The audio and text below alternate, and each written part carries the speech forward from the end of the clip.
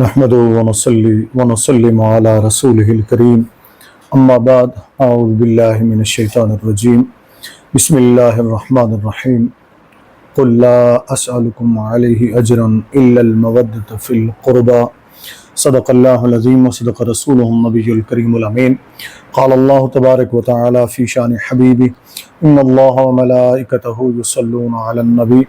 يا أيها الذين آمنوا صلوا عليه وسلموا تسليما اللهم صل على سيدنا ومولانا محمد وعلى آله وصحاب سيدنا ومولانا محمد وبارك وسلم۔ محترم ناظرین و سامعین، السلام علیکم ورحمۃ اللہ وبرکاتہ۔ قرآن کریم کی اس آیت مقدسہ کا تلاوت کرنے کا شرف حاصل کیا۔ اس میں اللہ رب العزت نے اہل بیت رسول علیہم السلام کی مودت کا ذکر فرمایا۔ اس موضوع پر ہم پہلے بھی گفتگو کر چکے ہیں اور الگ سے ہم اس کے اوپر انشاءاللہ بیان کریں گے۔ آج اہل بیت اطہار سے متعلق ہی انشاءاللہ ہماری گفتگو ہوگی۔ سب سے پہلے تو یہ بات ذہن میں رکھ لیں، کچھ جھوٹ پھیلائے جاتے ہیں، ان جھوٹوں میں سے ایک سب سے بڑا جھوٹ، میں اسے جھوٹ نہیں کہوں گا بلکہ تہمت کہوں گا، جو اہل سنت پر لگائی جاتی ہے۔ اور یہ تہمت لگانے میں اور یہ جھوٹ بولنے میں، جھوٹا بہتان لگانے میں، جہاں اہل تشیع تو شروع سے ایسے کرتے آ رہے ہیں، کہات ہے، وہاں میں کچھ کہہ رہا ہوں، سارے نہیں، کچھ نام نہاد پیروں، گدی نشینوں، نعت خوانوں، محافل کے نقیب حضرات ہیں، ان کی طرف سے، اور کچھ تنظیمات ہیں ایسی۔ اللہ کرے اللہ ان کو، اللہ عز و جل اپنے پیارے حبیب صلی اللہ علیہ وسلم کی صدقے ہدایت عطا فرمائے کہ وہ کیوں اہل سنت کے ساتھ کھلواڑ کر رہے ہیں اور روافظ کی دلالی اور وکالت کر رہے ہیں۔ وہ جھوٹا بہتان اور جھوٹا الزام جو ہے وہ یہ ہے کہ جی اہل سنت و جماعت اہل بیت سے محبت نہیں کرتے، یا ان کے متعلق جو احادیث ہیں، آیات ہیں، ان کو نہیں مانتے ہیں۔ اس پر میں صرف اتنا کہوں گا، لعنت اللہ علی الکاذبین، جھوٹوں پر اللہ کی لعنت۔ سب سے بڑے جھوٹوں میں سے ایک بڑا جھوٹ یہ ہے کہ اہل سنت اہل بیت کی شان بیان نہیں کرتے یا تسلیم نہیں کرتے ہیں۔ یاد رکھیں، اہل سنت و جماعت کے نزدیک اہل بیت رضوان اللہ تعالی علیہم اجمعین کی محبت ہمارے ایمان کا حصہ ہے۔ ان کی عظمت، ان کی شان، ان کی توقیر، ان کا شرف، ان کی بزرگی اہل سنت کے ایمان کا حصہ ہے، اسے ہم تسلیم کرتے ہیں۔ اور اہل سنت نے، میں دنیا بھر کے ان جھوٹوں کو چیلنج کرتا ہوں، اہل سنت و جماعت کی کسی بھی ایک کتاب میں، کسی بھی ایک عالم، مستند عالم، فقیہ، امام، محدث کا قول دکھا دیں جو انہوں نے لکھا ہو کہ اہل بیت کا ذکر نہیں کرنا چاہیے،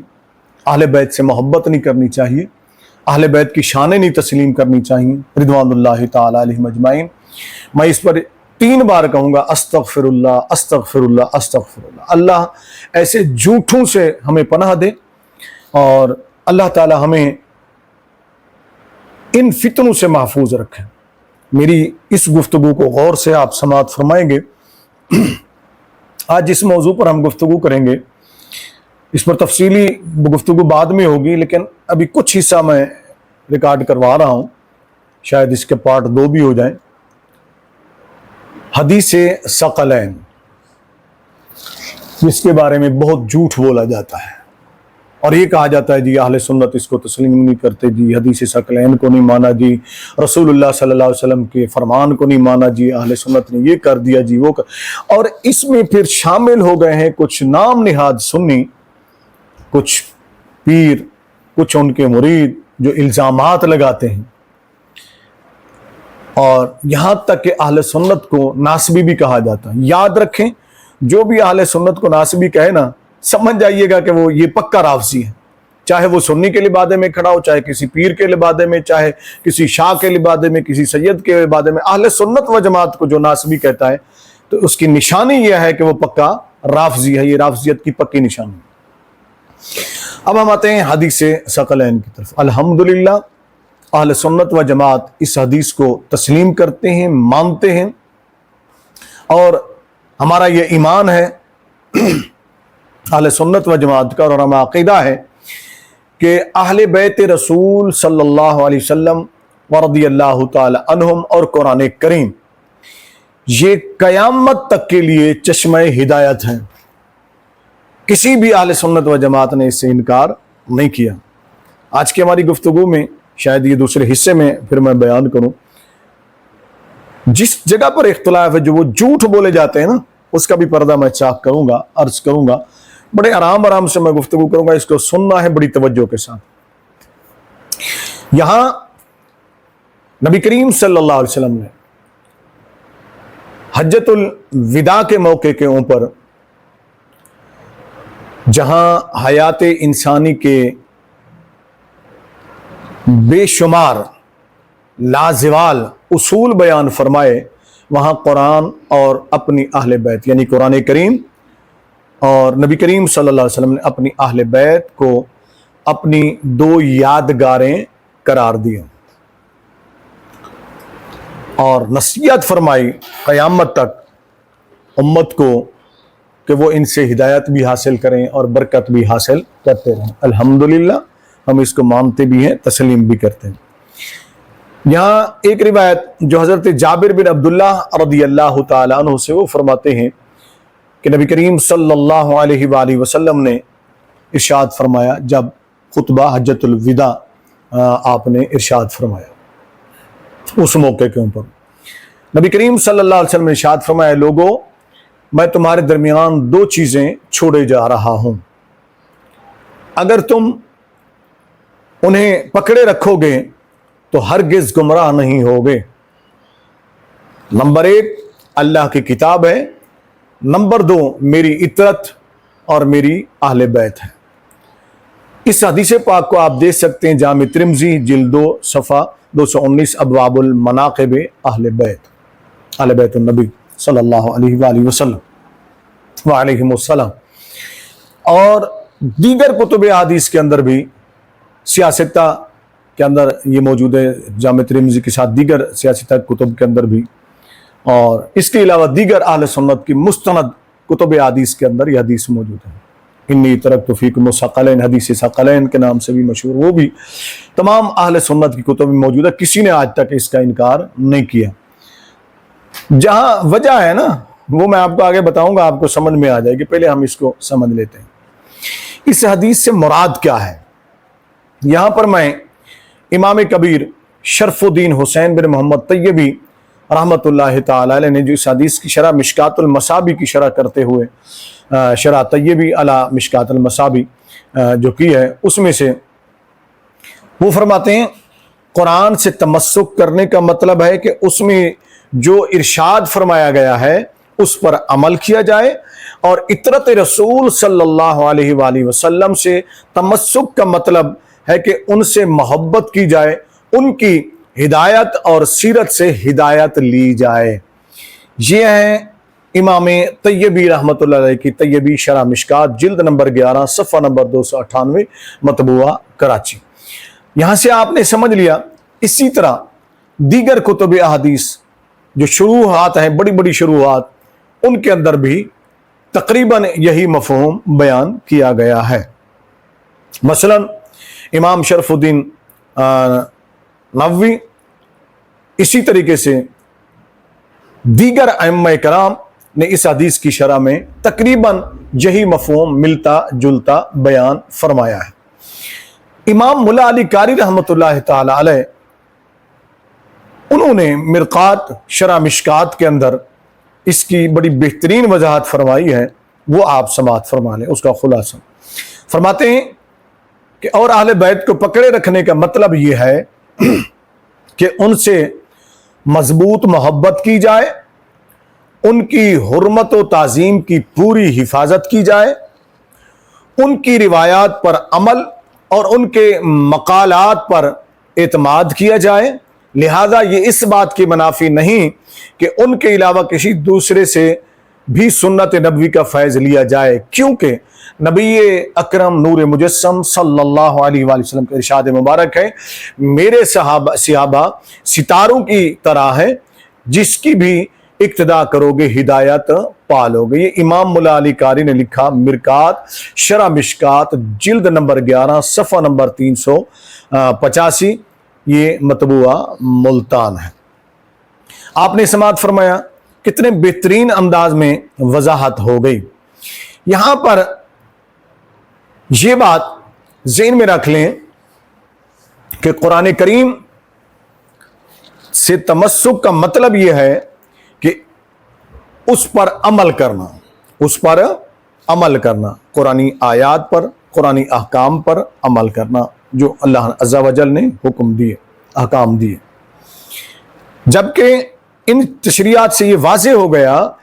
कि अहले बैत अतहार रिदवानुल्लाहि ताला अलैहिम अजमाइन से तमस्सुक का एक मफ़हूम ये है कि अहले बैत रसूल सल्लल्लाहु अलैहि वसल्लम व अलैहिमुस्सलाम रदियल्लाहु ताला अन्हुम अजमाइन का, उनकी यानी उनसे तमस्सुक का जो मफ़हूम है वो क्या है कि उनकी इस अजीम निस्बत की वजह से एहतराम किया जाए, जो रसूलुल्लाह सल्लल्लाहु अलैहि वसल्लम के साथ उन्हें उनका एहतराम किया जाए। दूसरा मफ़हूम ये समझ में आता है कि उनसे मरवी अहादीस मुबारका पर अमल किया जाए, जैसा कि मौला कायनात ताजदार हलअता शेर खुदा इमाम अल-मशारिक वल मगारिब सैयदना मौला अली अल मुर्तज़ा करमल्लाहु ताला वजहुल करीम, वो उनसे लेकर इमाम जाफर सादिक और इमाम हसन अस्करी और दीगर अहले बैत रिदवानुल्लाहि ताला अलैहिम अजमाइन से सैकड़ों बल्कि हजारों अहादीस मुबारका कुतुब अहले सुन्नत में मरवी हैं और मौजूद हैं, जो उन्होंने नस्ल दर नस्ल अपने अबाव अजदाद से रिवायत की हैं। अब इनको देखा जाए तो ये बेशुमार अहादीस बनती हैं।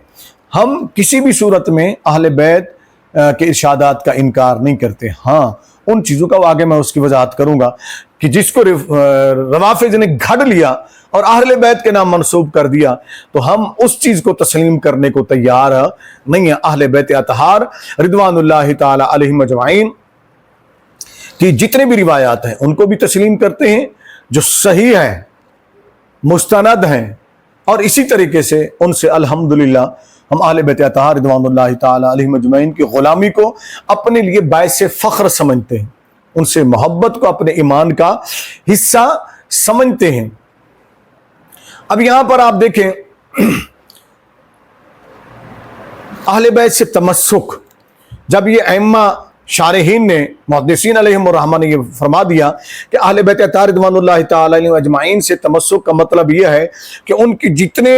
रिवायात हैं उस पर अमल करने पर जब उन्होंने मामूल किया, तो फिर इससे ये बात वाज़ेह हो गई कि इसमें कोई और चीज़ नहीं है जिसका जिक्र अहले तशय्यो करते हैं और उनके साथ मिलकर उनके पेटी भाई, कुछ नाम निहाद पीर, कुछ नाम निहाद शाह, कुछ नाम निहाद सैयद खुद को कहलाने वाले, और उनकी हम जुबान हो जाते हैं और वही बोली बोलने लग जाते हैं जो रवाफिज बोलते हैं। अहले बैत,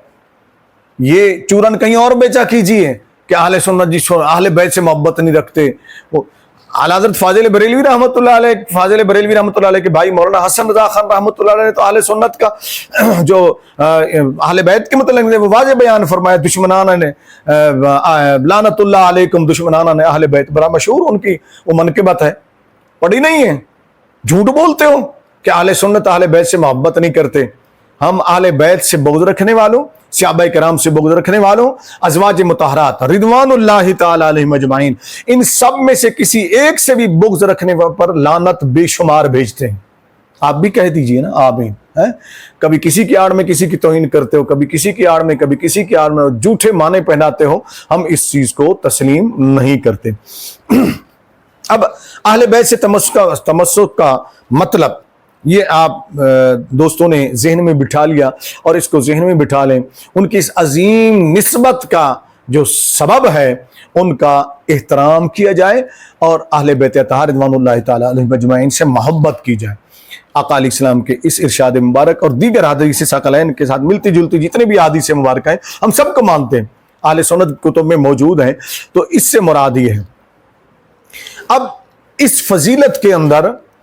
وہ تمام افراد شامل ہیں جو تا قیامت خاندان رسول صلی اللہ علیہ وسلم سے تعلق رکھتے ہیں اور ان پر صدقہ حرام ہے، خصوصاً وہ لوگ جن کی رگوں میں خون رسول صلی اللہ علیہ وسلم دوڑ رہا ہے، جیسا کہ احادیث مبارکہ بے شمار موجود ہیں کتب احادیث کے اندر، اہل سنت کے تمام کتب کے اندر، صحیح مسلم شریف کو دیکھیں، صحیح بخاری شریف کو دیکھیں، ابن ماجہ کو دیکھیں، ابو داؤد کو دیکھیں، ترمذی کو دیکھیں، مشکاۃ شریف کو دیکھیں، کنز العمال کو دیکھیں، صحیح ابن حبان کو دیکھیں، مصنف ابن ابی شیبہ کو دیکھیں، مسند احمد بن حنبل کو دیکھیں، اسی طرح کے دیگر کتب اہل سنت کو دیکھیں تو وہ موجود ہیں۔ اب یہاں پر نبی کریم صلی اللہ علیہ وآلہ وسلم نے جو فرمایا کہ میں تمہارے درمیان دو چیزیں چھوڑے جا رہا ہوں، میں چاہوں گا میں اس حدیث کو تبرکاً کچھ پڑھ دوں، آپ سماعت فرماتے ہیں۔ نبی کریم صلی اللہ علیہ وسلم نے حجۃ الوداع کے موقع کے اوپر فرمایا کہ انا تارکن فیکم ثقلین اولہما کتاب اللہ فیہ الہدی والنور فخذوا بکتاب اللہ واستمسکوا بہ۔ یہاں نبی کریم صلی اللہ علیہ وسلم نے فرما دیا کہ میں تمہارے درمیان دو ثقل گراں قیمت چیزیں چھوڑے جا رہا ہوں، جن میں پہلی چیز کتاب اللہ ہے، جیسا کہ پہلے بھی میں نے روایت کا مفہوم عرض کیا جو حضرت جابر سے تھی، جس میں ہدایت اور نور ہے، تو اللہ کی کتاب پر عمل کرو اور اسے حجت بناؤ۔ نبی کریم صلی اللہ علیہ وسلم اس کے بعد کافی دیر تک اپنے خطبے میں قرآن کریم پر عمل کرنے کی ترغیب دلاتے رہے۔ اس کے بعد آپ صلی اللہ علیہ وسلم نے دوسری چیز بتاتے ہوئے ارشاد فرمایا کہ وا اہل بیتی اذکرکم اللہ فی اہل بیتی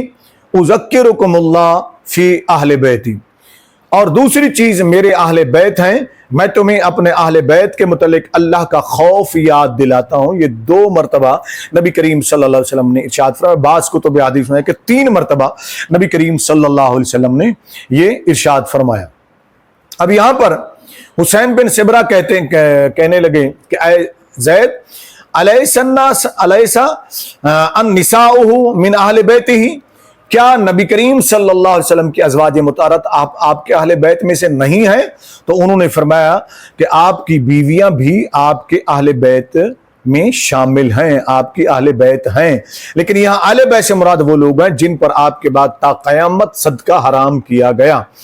حسین نے پوچھا وہ کون لوگ ہیں جن پر صدقہ حرام کیا گیا؟ تو آپ نے فرمایا وہ حضرت علی، حضرت عقیل، حضرت جعفر، حضرت عباس رضی اللہ تعالی عنہم کی اولادیں، گویا ان کی اولادیں بھی اہل بیت کے اندر شامل ہیں، جو یہ خطبہ نبی کریم صلی اللہ علیہ وسلم نے ارشاد فرمایا۔ یہ حدیث پاک آپ دیکھ سکتے ہیں صحیح مسلم شریف جلد 2 صفحہ نمبر 279، باب فضائل علی رضی اللہ تعالی عنہ۔ میں کچھ دن پہلے مسلم شریف میں یہ حدیث بڑی تفصیل سے پڑھ رہا تھا اور دیگر احادیث میں نے پڑھی، تو یہ ذہن میں رکھ لیں کہ یہ جھوٹ بولا جاتا ہے کہ اہل سنت اہل بیت سے محبت نہیں کرتے، لعنت اللہ علی الکاذبین، یہ بات ذہن میں رکھ لیں۔ یہ حدیث مبارکہ آپ نے سماعت کی، اس میں دیکھیں کہ نبی کریم صلی اللہ علیہ وسلم نے قرآن اور اپنی اہل بیت کو ثقلین یعنی 2 گراں قیمت سرمایہ قرار دیا ہے، جو آپ نے اپنی امت کے لیے چھوڑے، قرآن اور اہل بیت رسول۔ قرآن کے متعلق تو آپ نے عمل کی ترغیب دلائی اور کثرت سے دلائی، جبکہ آپ نے اہل بیت کے متعلق یہی فرمایا کہ لوگوں میں تمہیں ان کے بارے میں اللہ کی یاد دلاتا ہوں۔ یعنی نبی کریم صلی اللہ علیہ وسلم نے اپنی اہل بیت اطہار رضوان اللہ تعالی علیہم اجمعین کے متعلق فرمایا میں تمہیں ان کے بارے میں اللہ کی یاد دلاتا ہوں، یعنی میرے ذریعے سے ان کا یعنی میرے اہل بیت کا اللہ عز و جل سے ایک تعلق ہے، ان کی تعظیم کرو گے تو اللہ عز و جل خوش ہوگا، ان کی بے ادبی اور تحقیر سے اللہ عز و جل ناراض ہوگا۔ اس سے واضح طور پر معلوم ہوا کہ اہل بیت سے تمسک کا مطلب ان کی تعظیم اور محبت ہے، کوئی اور چیز مراد نہیں، جیسا کہ اہل تشیع مراد لیتے ہیں، جس کا ہم اس کو دوسرے حصے میں انشاءاللہ وضاحت کریں گے۔ اب وہ بات تو بالکل ہی، یعنی کہ پھر جو یہ اچالتے ہیں، جھوٹ بولتے ہیں، غلط نظریات گھڑتے ہیں، وہ تو ختم ہوگی نا۔ امام حکیم ترمذی رحمۃ اللہ نے اس حدیث سے یہ سمجھا کہ ایسے قرآن سے تمسک کا مطلب اس کی اتباع ہے، اسی طرح اہل بیت سے تمسک بھی ان کی اتباع پر مبنی ہے، تو یہ جو نظریہ ہے یہ غلط ثابت ہو گیا، یہ ایسا نہیں ہے۔ لہذا انہوں نے فرمایا کہ حدیث اہل بیت سے یا تو 12 ائمہ اہل بیت مراد ہیں، یا وہ فقہاء و مجتہدین اور علماء و صالحین مراد ہیں جو سادات کرام میں گزرے ہیں یا موجود ہیں، اس لیے کہ وہی لائق اتباع ہے، نہ کہ ہر سید اور اہل بیت رسول کا ہر فرد واجب الاتباع ہے، کیونکہ بعض اہل بیت عمل کے اعتبار سے فسق و فجور میں بھی مبتلا ہو جاتے ہیں۔ ایسا تو نہیں ہے کہ نہیں کرتے ہیں، آج کل دیکھیں سادات کرام کو دیکھیں، کتنے سادات گھرانے ہیں، عوام تو عوام تھے نا، عام لوگ تو عام لوگ تھے نا، لیکن سادات کرام کے گھرانے دیکھیں، بے پردگی عام ہے، فحاشی عام ہے، سید زادیوں کو لے کر ننگے سر وہ پھر رہے ہیں، پینٹ شرٹوں میں بھی میں نے دیکھا لے کر، جب پوچھا تھا جی ہم سید صاحب ہیں جی، تو پھر ایسے سادات کا کیا کریں گے آپ؟ داڑیاں مڈواتے ہیں، کتے لڑاتے ہیں، تماشے کرتے ہیں، تو کیا یہ پھر فسق و فجور میں مبتلا نہیں؟ پھر ان کی بھی اتباع کی جائے، ان کی اتباع میں بے پردہ ہو جایا جائے، ان کی اتباع میں فسق و فجور میں مبتلا ہو جائیں۔ کتنے سادات کو کہلانے والوں کو میں نے دیکھا، بڑے بڑے نام ہیں، جو شراب بھی پیتے ہیں، جو سگریٹ بھی پیتے ہیں، جو چرس بھی پیتے ہیں، جو بھنگ بھی پیتے ہیں، تو پھر کیا اس طرح کی چیزیں ہم کرنے لگ جائیں؟ تو اللہ تعالیٰ ہمیں سمجھ عطا فرمائے۔ اور اسی طریقے سے امام یوسف بن اسماعیل نبہانی رحمۃ اللہ علیہ نے بھی اپنی کتاب اشرف المحبت کے اندر بڑے بادب لہجے میں ان پر رد فرمایا، امام ترمذی کے اوپر نا، جو حکیم ترمذی کے اوپر جو انہوں نے یہ چیز حدیث میں فرمایا کہ حدیث میں ایسی کوئی قید نہیں جو لفظ اہل بیت کو صرف ان کے فقہاء و مجتہدین یا علماء سے خاص کرے۔ اس کے بعد علامہ نبہانی رحمۃ اللہ علیہ نے بڑی تفصیل سے گفتگو فرمائی، جس نے دیکھنا ہو وہ وہاں دیکھ سکتا ہے۔ اب سوال یہ ہے، یہاں پر عمومی طور پر جو سوال کیا جاتا ہے یا لوگوں کو بھڑکایا جاتا ہے، یا لوگوں کو یوں سمجھ لیں کہ چونکہ اہل بیت کی محبت جو ہے نا، یہ میں پہلے عرض کر چکا ہوں، بار بار عرض کر چکا ہوں، اہل ایمان خصوصاً اہل سنت و جماعت کے ایمان کا حصہ ہے۔ ہم جذباتی طور پر،